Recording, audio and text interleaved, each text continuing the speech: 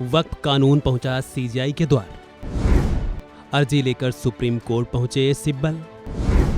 CJI Khanna से कर डाली कैसी बड़ी मांग। राष्ट्रपति की मंजूरी के बाद वक्फ संशोधन बिल अब कानून बन चुका है और इसको लेकर बीते दिन नोटिफिकेशन भी जारी कर दिया गया, लेकिन विपक्षी दलों समेत मुस्लिम समुदाय इसको लेकर लगातार विरोध में जुटा हुआ है।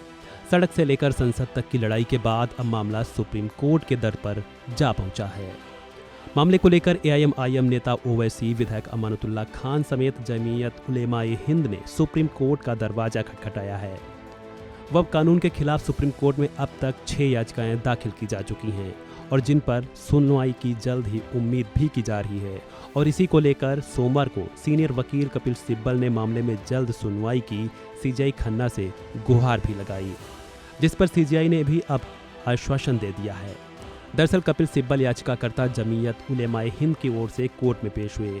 इस दौरान उन्होंने कहा, हम वक्फ कानून में किए गए संशोधनों का विरोध करते हैं और जल्द सुनवाई की मांग करते हैं।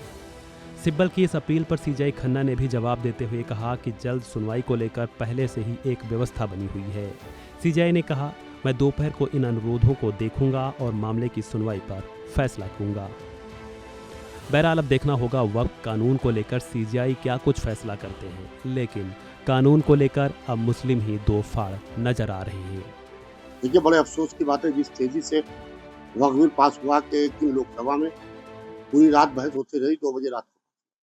फिर राज्यसभा में भी यही हाल रहा और राष्ट्रपति के पास जाके फौरन मंजूरी नहीं मिलती है। उसको देखा जाता है, उसको परखा जाता है, उसके लीगल एक्सेप्ट देखे जाते हैं। मगर बड़े अफसोस की बात है कि राष्ट्रपति महोदया से भी उसको मंजूरी मिल गई है।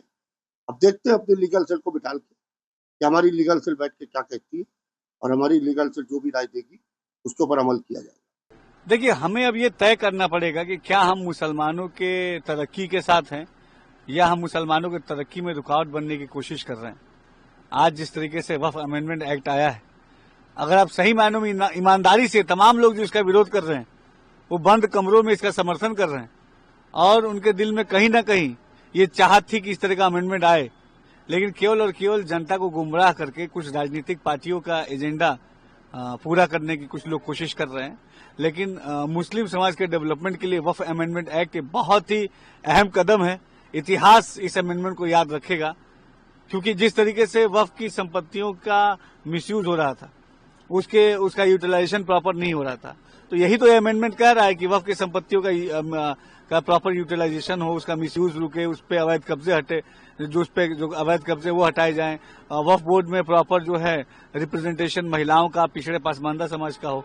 तो इससे विपक्ष को परेशानी या किसी को भी इससे परेशानी नहीं होनी चाहिए। मोदी सरकार पूरी ईमानदारी से, सजगता से, गंभीरता से मुसलमानों के हितों के लिए खड़ी है।